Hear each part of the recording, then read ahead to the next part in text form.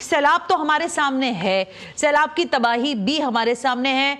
मैं बार बार एक ही लफ्ज़ कह रही हूँ, सब कुछ मलिया मेट हो गया, सब कुछ बहा कर ले गया है ये सैलाब। लेकिन एक चीज़ जो रह गई है वो ये सवाल रह गया है कि हमने एक जानिब हम ये कहते हैं कि अगली जंगें जो है वो पानी पर होनी है। जब मैं जंगों की बात करती हूँ, पानी की कमी की बात करती हूँ, तो अब ये जो सैलाब है इसके ऊपर ये सवाल उठता है कि ये सैलाब जो है इसके लिए हमने कभी कोई पहले से पेशबंदी की ही नहीं। हर दफ़ा सैलाब आता है और हम रोते रहते हैं कि सैलाब सब कुछ बहा कर ले गया।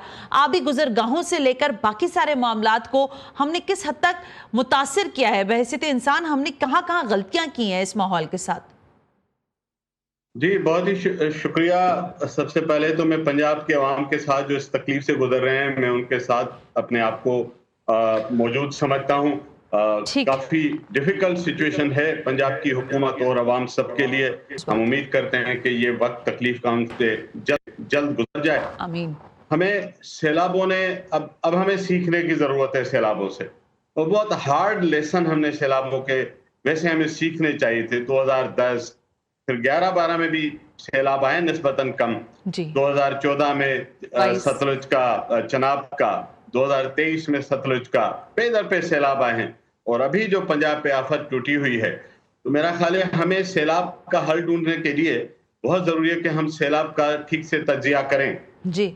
जो हालिया सैलाब है पाकिस्तान के, वो गिलगित बल्तिस्तान के पहाड़ों से शुरू हुए अगस्त की शुरुआत में, और उसके बाद पहुंचे ये बुनेर के इलाके में, सवात शांगला के इलाके में, वहां एक डिफरेंट सूरत हाल थी। और अब फाइनली अभी हम पंजाब में और आगे खैरियत से देखते हैं कि अगला मरहला सिंध कैसे उसको निबटता है।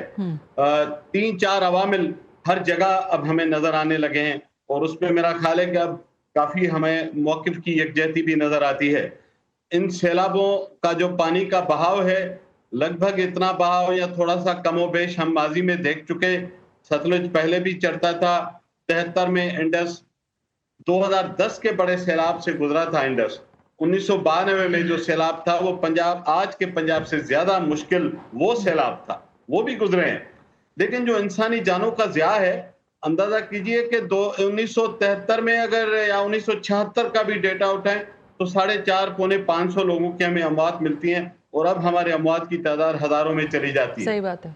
वजूहात मुझे 3-4 बुनियादी उसकी वजूहात नजर आती हैं, और अब वो काफी उस पर अंडरस्टैंडिंग हो रही है कि हमने दरियाओं के रास्ते रोके हैं। जी सर। दरियाई नालों के रास्तों में हमने बहुत कुछ बना लिया है तो हमें नहीं करना था। दो तरह की चीजें हैं। कुछ वो लोग हैं जो बेचारे मजबूर हैं, हमारी आबादी 15-20 साल में 1.5-2 गुना होने लगती है। बहुत बड़ा मुल्क है, जमीन नहीं है, रेगुलेशन नहीं है। हालांकि चारों सूबों में इंक्रोचमेंट्स के अगेंस्ट कवानीन है, रिवर इंक्रोचमेंट पे कवानीन है, land colonisation, government land colonisation के कवानीन में ये मुमानियत है कि आप ऐसी जगहों पे जमीन दे भी नहीं सकते, कुछ बन भी नहीं सकता। लेकिन चूंकि रेगुलेशन नहीं है, कानून साजी तो है, कानून के ऊपर अमल दरामदी नहीं है।